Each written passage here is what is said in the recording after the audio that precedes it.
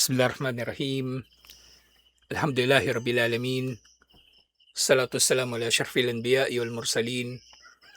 Nabiyina Muhammadin wa ala alihi wa sahbihi ajma'in. Assalamualaikum warahmatullahi wabarakatuh. So inshallah, Aqidah, chapter 16 na tayo. Sandali dala ito, 2 weeks. 2 months. Inshallah, tapusan natin itong libro. Chapter 60, Babu ma ja'a fi munkiril qadar ay minal wa'id syadid. Ang kabanata tungkol sa mga tumatanggi sa qadar at kung ano matinding babala laban sa kanila. So yung qadar na tinutukoy dito, yung qadar na arkanul iman. Siyempre dito pa lang maintindihan natin kufur ito eh. Anumang pagtanggi sa kahit isa o anumang haligi ng arkanul Islam at arkanul iman, problema kagad yun sa akida. Yun nga, depende sa tindi ng dahilan kung bakit ganun ang kanyang paniniwala o hindi paniniwala. Maaaring magiging kufur, abot siya sa kalagayan ng kufur na hindi na siya mapauumanhinan dahil sa kanyang kamangmangan. Kasi maaaring mapauumanhinan ng tao dahil sa kamangmangan na hindi niya alam. Pero may mga bagay-bagay na hindi magiging katwiran na hindi mo alam kaya hindi mo pinaniwalaan o hindi mo ginawa o hindi mo isinabuhay. Kasi obligado sa Muslim unang-una ang pag-aaral. So darating yung panahon na kumbaga, mayroong mga pagkakataon na ibibigay si Allah sa tao na matutunan ng relihiyon, makilalang relihiyon. Pero kapag hindi niya yung ginamit, hindi niya ginamit yung oras niya para roon o hindi niya sinamantala, mayroong problema, mayroong kapabayaan. Mayroong kapabayaan. So dito, mamuna sa Batuhad al-Bab li Kitabit Tauhid. Anong kinalaman ng chapter na ito sa Kitabut Tauhid? So, qadar na ito, di ba? Bahagi ng akida. Isipin ng tao not necessarily tauhid dito, hindi ito tauhid eh. Isipin nila, di ba? Pero ang qadar kasi, bahagi ng aling tauhid kaya ito? Tauhid al-rububiyya. O rububiyya, kasi kapangyarihan ito ni Allah. At syempre, sa asma'i was sifat, papasok din. Kabilang ito sa mga katangian ni Allah na dapat na mauunawaan ng tao at kanyang paniniwalaan at isa sa buhay niya kung anuman ang pinaninindigan sa paniniwala na ito. Dito, hiya anna inkar al-qadar munafin lil imani wat tauhid. Ang pagtanggi sa qadar ay sumisira sa iman at tauhid. Kumbaga, munafin, sumisira, tumataliwas, o lumalabag sa iman at tauhid. Na dito nga, naintindihan natin na kapag sinasabing iman, yun din yung tauhid. Bagaman yun nga, katulad ng kung paano nating palagi nababanggit, merong mga salita na idajtama'a iftaraka wa idaftaraka ijtama'a. Na pag magkahiwalay silang binabanggit ay magkahulugan sila, magkasing kahulugan sila. Pero kapag magkasama silang binabanggit ay magkaibang kanilang kahulugan. So dito maaring yung iman, ito nga iman, arkanul iman, at yung tauhid, yung kaisahan ni Allah. So syempre, every time binabanggit ang tauhid, napapaloob na dun yung iman. Kahit sa mga bagay-bagay na walang kinalaman sa tauhid, paniniwala sa mga anghel, paniniwala sa araw ng paghuhukom. Kasi lahat naman yun ay umiral dahil sa tauhid ni Allah. At yun din yung iman, kapag hiwalay na binanggit, napapaloob na rin dito ang tauhid. Mahukmul imanu bil kadri ma'ah dikrid dalil. Ano daw ang hukom sa pananampalataya sa qadar at banggitin ng dalil. So sinabi, ang imanu bil kadri wajibun wa ruknun min arkanil imani as-sitta. wajib ang paniniwala sa qadar at ito ay kabilang sa mga rukun o arkan ng arkanul iman na 6. So kapag sinabing wajib, kapag ginawa mo merong gantimpala, pag hindi mo ginawa merong parusa. So wajib ang maniwala sa arkanul iman at kabilang dito ang qadar. Sinabi ni Allah, inna kulla shay'in khalaqnahu biqadar. Tunay na ang lahat ng bagay ay nilikha namin ng merong qadar. So dito sa aya na ito sa Suratul Qamar, yung qadar dito ay ipinahayag ni Allah sa kahulugan nito na literal. Sa unang pagkakaunawa, nilikha ni Allah ang mga bagay-bagay sa tamang sukat nito, o sa tamang pagtatakda dito. Siyempre kung sa qadar na tadhana, sa pagtatadhana dito. Hindi lamang nilikha ni Allah ang mga bagay-bagay para umiral. Nilikha ni Allah ang mga bagay-bagay nang sa gayon ay may sakatuparan nitong dahilan kung bakit ito nilikha. Ang bawat isa sa mga nilikha ni Allah ay itinakda na ang mga mangyayari dito. Ito man yung pinakamalaki hanggang doon sa pinakamaliit na bagay, nalaman na yun ni Allah. At sa mga nalaman ni Allah ng mga mangyayari ay meron siya mga pipiliin na magugustuhan niya na mangyayari. At pangatlo, ano? Ang gagawin ni Allah, isusulat ni Allah sa kitaba. Tapos lilikhain ni Allah ang mga nilikha para may sakatuparan ang pagtatakda. Lahat ultimo likabok. Kasi di ba nabanggit na natin nung nakaraan do sa butterfly effect sa chaos theory, sinasabi na maaring merong isang bagay na napakaliit katulad ng pagaspas ng pakpak ng butterfly, ng paru-paro. Pero maaring magkakaroon nito ng epekto sa iba na maaring magdudulot pa ito ng bagyo. Diba, pagaspas lang ng butterfly, hindi mo nga mararamdaman yun kapag dumapo sa'yo. Pero maaring magdudulot ng bagyo. Kasi nga magkakaroon ng domino effect sa mga bagay-bagay. At yun nga, sinasabi nga ngayon ng mga meteorologists na yung mga alikabok buhangin na nililipad sa Sahara Desert, merong kinalaman sa pagkakabuo ng mga bagyo sa Atlantic Ocean na napupunta ng Amerika. So, konektado yung mga bagay-bagay. Hindi po ba yun yung respiration? Kasi pag napunta yun doon yung alikabok na yun, kumbaga, magdudulot siya na makolekta yung tubig tsaka yung init na factor para mabuo yung bagyo. Iba't-iba pang mga katulad nito. Nang tumaas yung presyo ng gasolina, di ba? Gasolina, diesel. Tumaas presyo ng lahat. Lahat tumaas.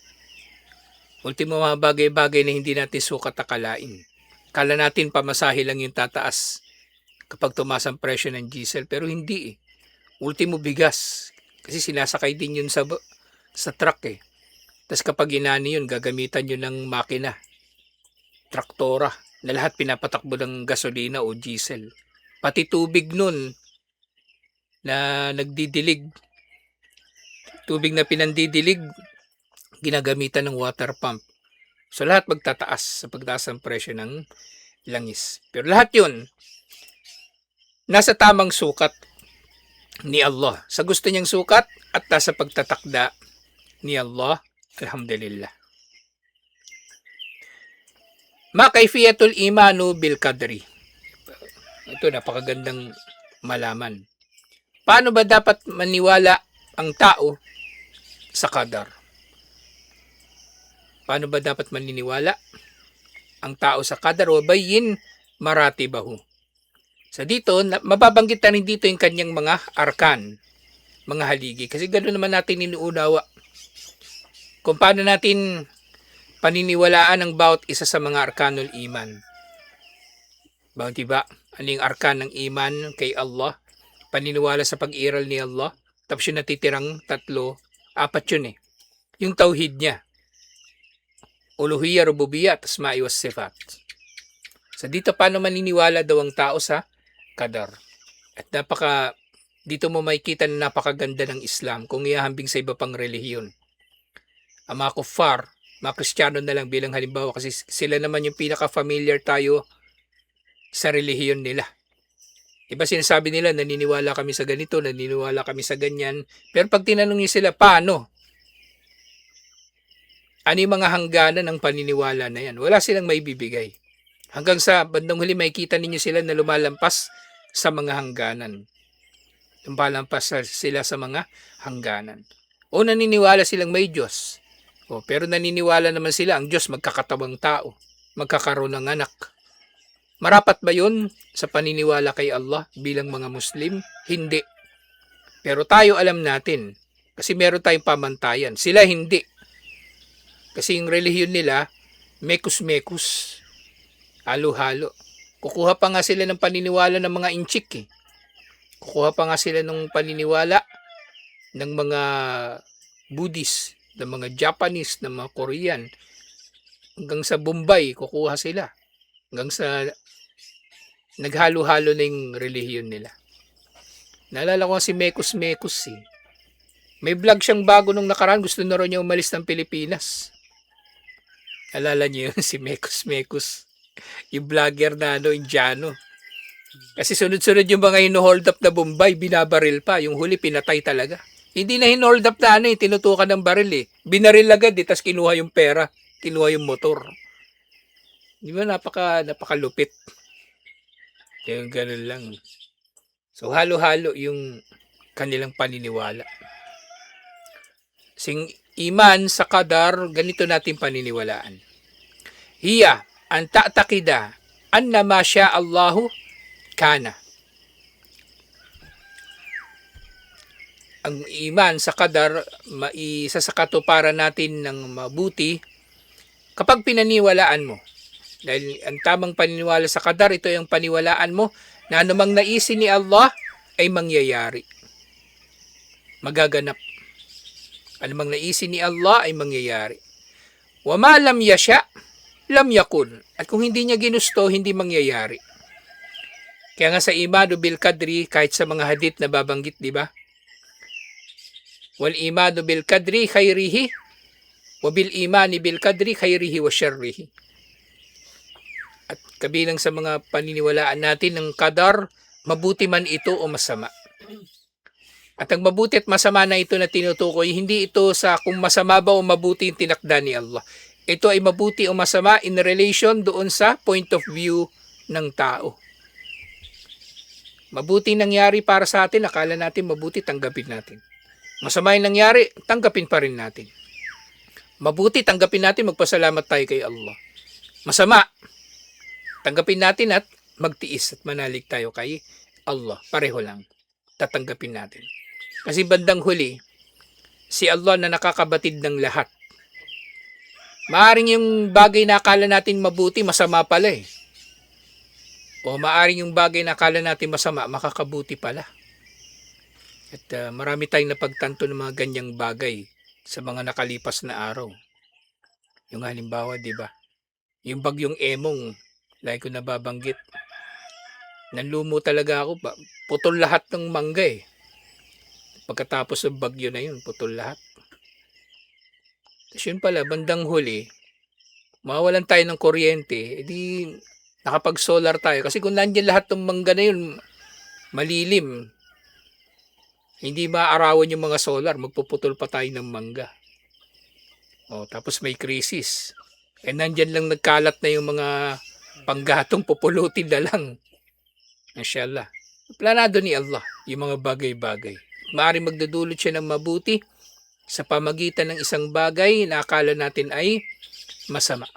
Wa asa an takrahu shay'aw wa huwa khairul lakum wa asa an tuhibbu shay'aw wa huwa syarrul lakum. Maaring kamumuhian ninyo isang bagay na mabuti pala para sa inyo at gugustuhin ninyo isang bagay na masama pala para sa inyo. Yung anumang naisin ni Allah mangyayari. Kapag hindi niya ninais, hindi mangyayari. Wa annahu la yakunu fil wujudi syai'un illa bimasyiatillah. At walang sino man o anuman nang iiral liban na lamang sa kagustuhan ni Allah. Lahat tahta masyiatillah. Lahat ay nasa kagustuhan ni Allah. Gusto ni Allah tumaba si Yasin, no? Nangyari. Ayaw ni Allah na pumayat siya, ganun din, mangyayari. Yun nga, illa bimasyiatillahi wa qudratihi. Lahat ng bagay ay iiral. Ibig sabihin ng lahat ng bagay dito, pati yung pati hindi mga physical na bagay. Mga pangyayari, paglipas ng panahon, lahat yan ay mangyayari sa kagustuhan ni Allah at kanyang pagtatakda. At yung kudra nga dito, pwede nating maunawaan bilang kapangyarihan ni Allah. Nangyari ito sa kagustuhan at kapangyarihan ni Allah. Kaya nga sa iba pang mga sinasabi, di ba? Min gayri hawlin wala quwwatin minna. Na wala tayong lakas o kapangyarihan sa mga ito para maka-impluwensya sa anumang gugustuhin ni Allah. Si Allah ang masusunod. Ang tanging impluwensya ng tao sa kagustuhan ni Allah ay ang makita muna ni Allah sa atin yung mga bagay-bagay na gagawin natin. At nauna nga yun sa lahat, yung kanyang kaalaman. Na mula rito dahil sa katarungan ni Allah, ang pahintulutan niya, syempre, yung kung ano yung marapat lamang. At gayon din kabilang sa kung paano natin paniniwalaan ng qadar. Wa anna ma asabaka lam yakun liyukhtiak. Anumang bagay na dumating sa iyo o nangyari sa iyo ay hinding-hinding mangyayari na magmimintis o hindi darating sa iyo. Isipin niyan, di ba? Kung naniniwala ang tao sa qadar ng tamang paniniwala, hindi siya manghihinayang sa mga bagay-bagay eh. Kasi anumang nangyari sa iyo, lalo na yung mga masama, di ba? Inisip natin, pinagsisisihan natin, pinanghihinayangan natin. Pero hindi eh, mangyayari talaga at mangyayari yan. At pagkatapos ng bagay na yan, meron pang ibang itinakda si Allah na hindi talaga natin nalalaman. Yung mga nangyari nga nung nakaraan, hindi natin totally nauunawaan eh. E paano pa kaya yung mga mangyayari sa hinaharap? Mas lalong hindi natin mauunawaan. Hindi natin mauunawaan. So anumang dumating sa iyo ay imposible na magmimintis sa iyo o malalampasan ka na hindi darating sa iyo. Wa ma akhtaka lam yakun liyusibak. At ang anumang hindi dumating sa iyo, hindi nangyari sa iyo, imposible rin na mangyayari sa iyo. Diba may bagay kang gusto na mangyari noon, hindi nangyari, hindi yun mangyayari talaga. Kahit kailan, mamuhay ka ba ng isang bilyong taon, kung hindi tinakda ni Allah para sa iyo, hindi yun mangyayari. Hindi yun mangyayari. Ibig sabihin ng qadar, nasa kumpletong pagtatakda ito at kapangyarihan ni Allah. Wala tayong dito, kumbaga kinalaman. Magkakaroon tayo ng kinalaman dito sa kung anong nakita sa atin ni Allah na karapat dapat na mangyayari sa atin. At sumunod, di ba sabi, banggitin yung mga maratib. Ang maratib ng qadar, ito na yung kanyang mga arkan. Ito na yung kanyang mga arkan. O maratibul imani bil qadri, arba. Ilmullahi bil asya'i qabla kauniha. Ang kaalaman ni Allah bago pa man niya dulutin na umiral ang mga bagay na ito. So di ba sa hadith 50,000 years bago pa nalikha ang mga nilikha, meron ng qadar. Ibig sabihin na kapag nalaman na ni Allah yung mga mangyari, naitala na ni Allah yung mga mangyari, at iiral yung kumbaga yung pagnanais ni Allah kung ano ang mangyayari lamang. At saka lang niya lilikhain ang mga nilikha upang tuparin ang mga naitakda na sa kanila. Sa pangalawa, kitabatuhu laha qabla khalqis samawati wal ard. So binanggit dito yung pangalawa. Yung kitaba agad yung binanggit. Kasi ganoon naman siya binabanggit sa ibang mga scholar. Yung pangalawa yung binabanggit yung kitaba. Yung pagtatala at tinatala ang lahat sa Lauhul Mahfud bago pa manlikain ang kalangitan at lupa. Pangatlo, masyiatuhu laha al-mutanawilatu likulli mawjudin. So, iiral daw ang kanyang pagnanais at lahat ng mga nilikha o ang lahat ng lilikhain pa lang kasi wala pang paglikha dito ay nasa ilalim ng pagnanais na ito ni Allah. At pang-apat, panghuli, kalkuhu laha wa ijaduhu wa takwinuhu. Ang paglikha ni Allah sa mga nilikha at pagdulot ang mga ito ay umiral at ang pagbuo niya sa mga ito subhanahu wa ta'ala. Sa merong hadith iniulat ni Imam Muslim, iniulat ni Ibn Umar radiyallahu anhu sinabi niya, walladhi nafsi Ibn Umar biyadihi law kana li ahadihim mithlu uhudin dhahaban thumma anfaqahu fi sabilillahi ma qabbalahu Allahu minhu hatta yu'mina bil qadri. Itong hadith na ito yung kanyang nabanggit nang nalaman niya yung tungkol sa mga tumatanggi sa qadar. So yung sinabi niya yung katulad lamang din ng sinabi ni Propeta Muhammad sallallahu alaihi wasallam. Kumbaga natutunan niya ito kay Propeta Muhammad sallallahu alaihi wasallam na kung sila man daw ay magbibigay ng sadaka sa landas ni Allah ng ginto na kasing laki ng bundok ng Uhud, hindi ito tatanggapin ni Allah mula sa kanila hanggang sa maniwala muna sila sa qadar. Yung hindi pagtatanggap dito ni Allah, ang kahulugan nito, una, kufur. Kasi hindi tatanggap si Allah ng gawain sa hindi mananampalataya.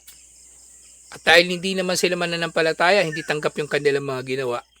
Kahit nga sa mananampalataya kung hindi tanggap ang kanyang gawa dahil sa bid'ah at dahil sa pagtaliwas sa ikhlas, ganun din, pangalawa, walang gantimpala. Hanggang sa magtauba muna sila mula sa masamang gawain nila na ito na pagtanggi sa qadar. At binanggitan niya yung sinabi ni Propeta Muhammad sallallahu alaihi wasallam sa hadith, al-imanu an tu'mina billahi wa malaikatihi wa kutubihi wa rusulihi wal yawmil akhiri wa tu'mina bil qadri khairihi wa syarrihi. Ang iman, ito ay ang manampalataya ka kay Allah sa mga anghel, sa kanyang mga aklat, sa kanyang mga sugo sa kabilang buhay, at ang manampalataya ka sa qadar, mabuti man ito o masama sa iyong pananaw. Sa ibang aral na makukuha dito sa hadith na ito, una, wujubul imani bil qadri wa annahu aslum min usulil iman. So obligado ang maniwala sa qadar. Kabilang ito sa mga pangunahing turo ng iman, mga pangunahing saligan ng iman. Anna man lam yu'min bil qadri faqad taraka aslam min usulid dini wa jahadahu. At sino man daw ang hindi maniwala sa qadar ay iniwan niya ang isa sa mga saligan ng relihiyon at ito ay kanyang itinanggi. Inabandona kumbaga. At dahil ginawa niya ito, pangatlo, ihbatu amalin man lam yu'min bil qadri khairihi wa syarrihi. Mawawalan ng saysay, diba sabi nga niya ni Ibn Umar, hindi tatanggapin. Mawawalan ng saysay, hindi tatanggapin, walang gantimpala, hindi may tuturing na tama ang gawain ng sinuman na hindi naniniwala sa qadar, mabuti man ito o masama sa kanyang pananaw. Wa hadhihi hiya munasabatul hadithi lil bab. At itong kinalaman ng hadith na ito sa chapter na ito tungkol sa qadar. Gayun din, sa isang hadith, iniulat ito ni Imam Ahmad, sinabi ni Ubadah bin As-Samit, ya bunayya innaka lan tajida ta'mal iman hatta ta'lam anna ma asabaka lam yakun liyukhti'aka wa ma akhta'aka lam yakun liyusibaka. Sabi ni Ubadah bin As-Samit, o anak, o isang anak lang siguro talaga ito itong tinutukoy pala rito. Hindi mo matitikman, hindi mo malalasahan ang iman hanggang sa malaman mo muna nang anumang dumating sa iyo ay imposible na hindi dumating sa iyo. At ang anumang hindi dumating sa iyo ay imposible na darating sa iyo. Dahil walang mangyari liban na lang sa kung anong itinakda ni Allah. Sabi niya, sami'tu Rasulullah sallallahu alaihi wasallam. Narinig ko sinabi ni Propeta Muhammad sallallahu alaihi wasallam, inna awwala ma khalaqallahu al-kalama. Faqala lahu uktub. Tunay na ang unang nilikha ni Allah ay ang panulat at sabi ni Allah dito, sumulat ka.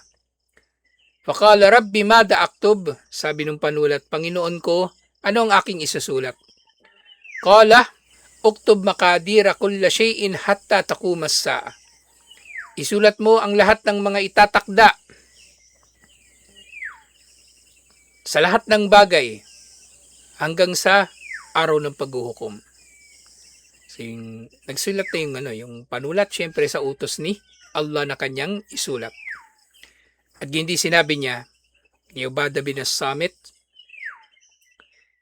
Ya bunay, sami'tu Rasulullah sallallahu alaihi wasallam yaqul, o anak, narinig ko rin na sinabi ni Propeta Muhammad sallallahu alaihi wasallam, man mata ala ghairi hada falaysa minni.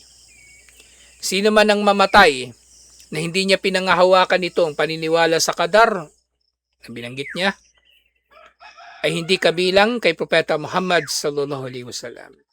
Sabihin hindi Muslim, hindi mananampalataya. Hindi mananampalataya. So kufur talaga. Kufur. Ngayon, maaaring merong iba't ibang sinasabi, lalo na kung halimbawa, ang itatakwil ng tao yung, hindi naman yung qadar sa kabuuan, pero yung rukun lang ng qadar. Hindi siya naniniwala sa kaalaman ni Allah. Hindi siya naniniwala sa kagustuhan ni Allah. Pareho lang eh. Pareho lang.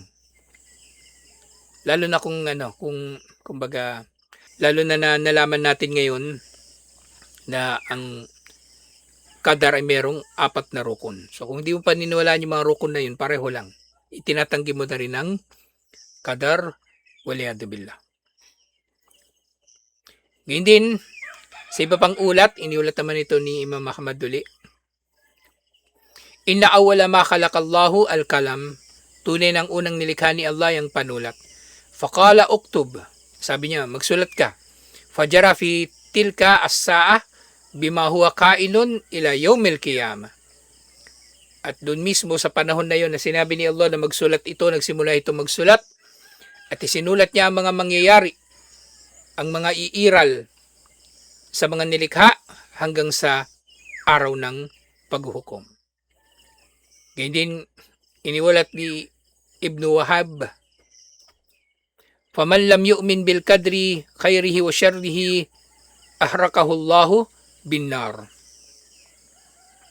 Sino man ang hindi maniwala sa qadar, mabuti man ito o masama sa kanyang pananaw, susunugin siya ni Allah sa impyerno.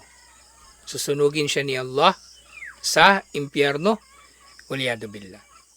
So ito naman mga hadith na ito na nabanggit. So meron din itong mga aral, alhamdulillah, na makukuha mula sa mga ito. So una, bayanu syumuli ilmillahi ta'ala wa ihatatihi bima kana wa ma yakunu fid dunya wal akhirah. Ang pagiging ganap ng kaalaman ni Allah at ang pagkakaarok niya sa lahat ng mangyayari sa dunya man o sa kabilang buhay. Pangalawa, al-wa'idu syadid ala adamil imani bil kadri. Matinding babala laban sa hindi paniniwala sa qadar. Wahadihi hiya munasabatul hadithi lil bab. At itong kinalaman ng hadith na ito sa kabanata. Pangatlo, anna ahadan lan yajid ta'mal iman hatta yu'min bihi. Walang sino man ang makakalasap ng pananampalataya hanggang sa manampalataya muna siya sa qadar. Pang-apat, bara'atuhu sallallahu alaihi wasallam mimman lam yu'min bihi. Ang kawalan ng kinalaman ni Propeta Muhammad sallallahu alaihi wasallam sa sinumang hindi naniniwala sa qadar. Actually, kufur ito eh. Sinasabi niya dito, kufur yun. Wala akong kinalaman sa inyo kasi hindi kayo Muslim. Yung hindi naniniwala sa qadar. Ikalima, al-imanu bil kalami wa annahu hina khulika jara bima yakunu minal makadiri ila yaumil qiyamah. Ang paniniwala sa panulat na mula nang ito'y nilikha ni Allah, sa mismong panahon na yon, sumunod siya kagad. Isinulat niya ang mga mangyayari, ang mga itinakda hanggang sa araw ng paghuhukom. Tumigil ba yung panulat sa pagsusulat? Oo, ayun sabi. Tumigil, di ba? So tapos na. Kasi yung Allahul Mahfud, inano na siya, kumbaga, tapos na yun, naitupi na, kumbaga, o natuyo ng kanyang mga tinta. So tumigil din, hindi siya nagsusulat hanggang ngayon. Na dapat nga ganun ang paniniwala natin, kasi kung ano man ang naitakda ni Allah, sabit na eh. Wala nang magbabago doon. Wala nang magbabago. Yung hadith, yung dua, kung meron man daw babago sa qadar, yung dua, yung pagbabago sa qadar sa pamagitan ng dua, nangyayari yon sa kaalaman ni Allah. Nalaman ni Allah na magdudua tayo. At mula sa mga dua natin, pipili siya kung anong gusto niyang matupad at isusulat yun. Isusulat niya yun. Itatakda niya yun at lilikhain tayo ni Allah para matupad ng mga itinakda na kasama yung resulta ng dua na yun. Bago pa man tayo likhain ni Allah. Doon mangyayari yun, yung dua. Hindi yun nandito tayo ngayon, magugulat si Allah. Uy, si Rashid nagdua. Ibibigay ko yung dua kaya niya o hindi. Hindi na, noon pa man nagdesisyon na siya. Bago pa ang kitaba, nagdesisyon na siya. Kumbaga. Yun nga lang dito sa enumeration, minsan nuuna nilang isulat yung kitaba. Kasi yung paliwanag nila dyan, maring sabay umiiral yung habang nagsusulat si Allah, pinapasulat niya yung ano, di ba? Yung panulat. Doon siya pumipili din ng kanyang gusto na isulat. So naunang banggitin yung kitaba. Kasi nga doon sa hadith, di ba? Naunang umiral yung panulat kaysa sa ano pa mga iba pang mga nilikha ni Allah. Yun lang yung dahilan. Pero pwede rin natin maintindihan na kumbaga na sabay silang umiral yung pagsulat at yung pagnanais ni Allah. Pero pwede rin mangyari na doon pa lang sa kaalaman ni Allah, meron na siyang mga nagustuhan na mangyari. Ng pang-anim, anna inkaral kadri minal kabair. Ang pagtakwil sa qadar kabilang sa malalaking mga kasalanan. At kapag sinabing kabair, malaking kasalanan, maring ang ibang kasalanan dito, kufur at syirk na, di ba? Kufur at syirk na. Salamangka, kufur at syirk yun. Pagtalikod sa sala, kufur yun. Tinatawag siyang kasalanan. Pero, kufur at syirk na. Pangpito, wasiyatul walid liwaladihi. So, dito, doon sa hadith ni Ubadah bin As-Samit, makita natin yung mabuting paghahabilin ng magulang sa kanyang anak. Alhamdulillah. At panghuli ngayong araw, sumunod na hadith.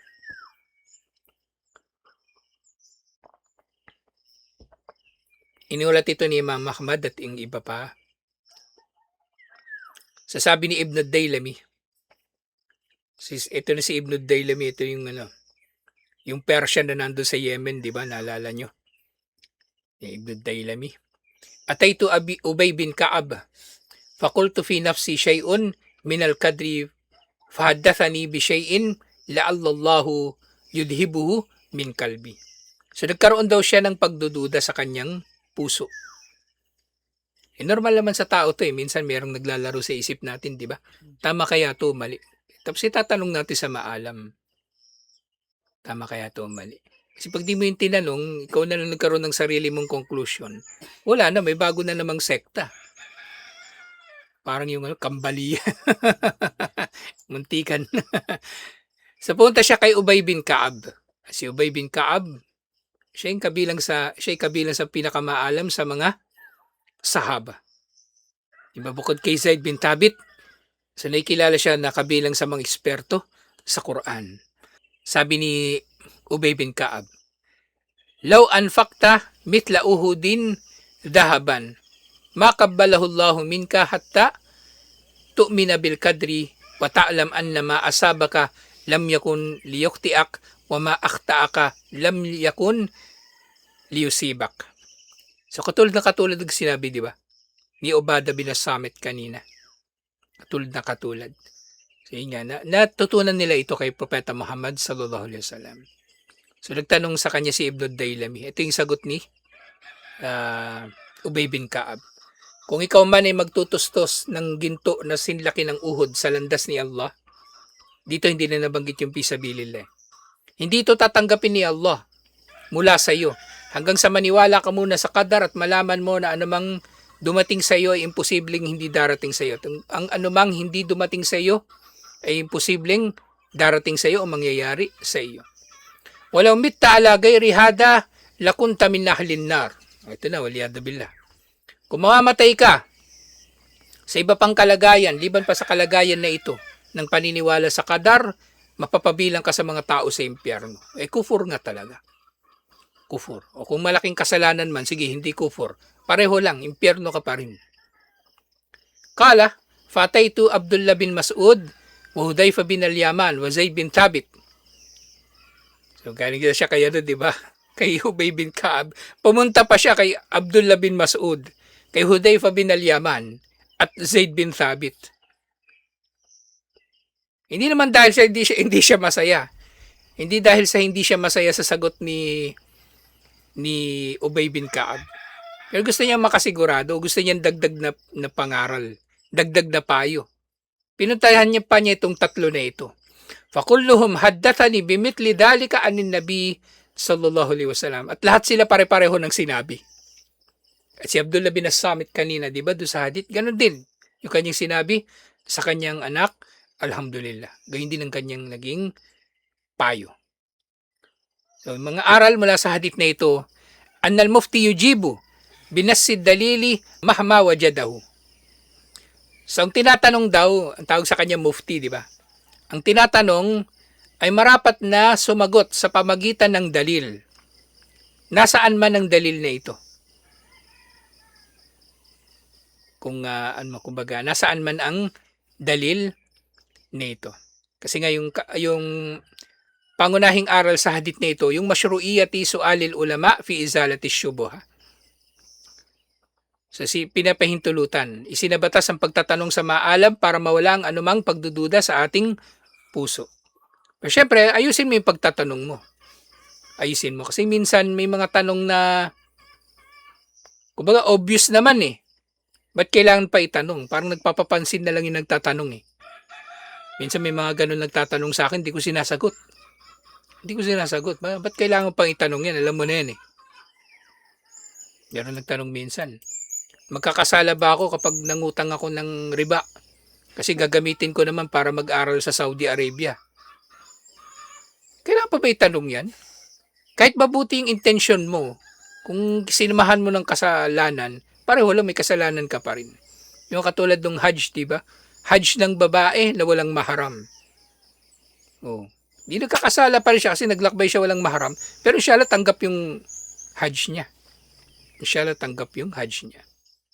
So, depende rin sa nagtatanong. Pero kung sasagot naman yung tinatanong, sumagot siya na may kasamang dalil, inshallah. Ito yung palaging dapat gagawin ng sino mang tinatanong. Sumagot ng may kasamang dalil. Pangalawa, anna man taba minadh-dhanbi qabla an yamuta taballahu alayhi. Sino man ang magtoba sa anumang kasalanan, ay tatanggapin ni Allah ang kanyang toba. Inshallah. Lalo na yung kasalanan ng pagtakwil sa qadar. Bayano kayfiyatil imani bil qadri. So napabatid dito na kung paano tayo maniniwala sa qadar. Paniwalaan natin na anumang mangyayari ay imposibleng hindi mangyari, di ba? At anumang hindi mangyayari ayon sa pagtatakda ni Allah, imposible na mangyayari. Pangapat, panghuli, wa'idun man lam yu'min bil qadri. Matinding babala laban sa sino mang hindi naniniwala sa qadar, wa anna amalahu habitun kama taqaddam. At sino mang hindi naniniwala sa qadar, katulad ng nauna na nabanggit, mawala ng saysay ang kanyang mabuting gawa. Wa hadihi hiya munasabatul hadithi lil bab. At ito ang kinalaman ng hadith na ito sa kabanata Alhamdulillah. So dito yung katapusan ng chapter na ito. At ang sumunod na chapter, matalakay natin next week inshallah. Babu ma jaa fil musawwirin. Kabanata tungkol sa mga musawwirin. Yung mga nagpe-painting, yung mga nag-sculpt ng mga bagay na may buhay. At papasok na rin dito yung usapin ng photography at iba pa inshallah. So, tutuloy natin to. Assalamualaikum warahmatullahi wabarakatuh.